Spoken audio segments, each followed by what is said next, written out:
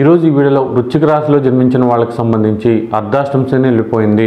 అర్ధాష్టమ శని వెళ్ళిపోవడం వల్ల వృశ్చిక రాశి వారికి కొన్నాళ్ళుగా మనశ్శాంతి లేకపోవడం, ఏ పని కూడా స్పీడ్గా వెళ్ళకపోవడం, అనుకున్నవన్నీ కూడా కొంతవరకు సంతృప్తిని ఇవ్వకపోవడం, ఇలాంటి ఫలితాలన్నీ కూడా పూర్తిగా తొలగిపోయి తప్పకుండా మంచి ఫలితాలు రాబోతున్నాయి.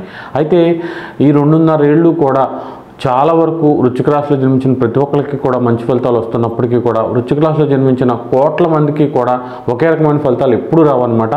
కొంతమందికి మాత్రం చాలా చక్కటి ఫలితాలు రాబోతుంటే కొంతమందికి మాత్రం కొంతవరకు ఇబ్బందులు వస్తాయి.